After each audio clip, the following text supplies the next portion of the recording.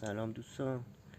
این منبع پارس و سمند و 405 اینا که با هم مشترکه دیگه. حالا ماشین من پارس. یا چند روز پیش بردم معاینه فنی، بعد زده بود که این خرابی اگزوز پارگیه مثلا این چیزا توی دستگاه، حالا نمیدونم، یه مجبور شدم عوضش کنم دیگه. بعد این خرابشو برداشتم آوردم از این چسبای میلپوکسی قفاری، مارکش خیلی خوبه. حتی رادیات ماشینم من باش چسبوندم، مقاومت گرماییش خیلی بالا. عکس اگزوز، رادیات مال خونه، قطعاتی که مثلا کف کولر نگاه، مثلا شیر آب، جایی که آب هست و این کلا چسب خیلی خفنیه.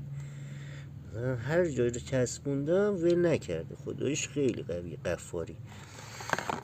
خب اینجاش هم که میبینیم یه دونه سوراخ برای تخلیه، چون اینجاش پوسیده بود دیگه. من فرز گرفتم، سنگ گرفتم، تمیز کردم، از این قسمت میپوسن میشه.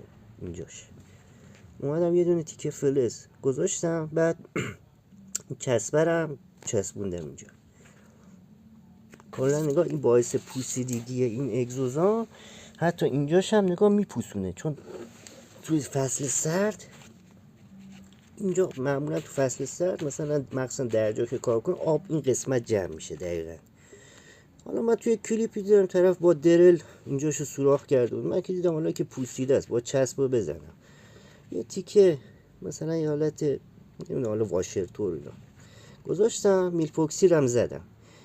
حالا گذاشتم برای بعد، حالا میگم که من به اگزوزشو عوض کردم، اینا برای مثلا بعدهایی بخوام دوباره اون خراب شد اینو جاش میذارم. این قسمت چم برای تخلیه آبش گذاشتم. حالا اگه کسی دوست داشت این کار رو انجام بده. ممنون از توجهتون.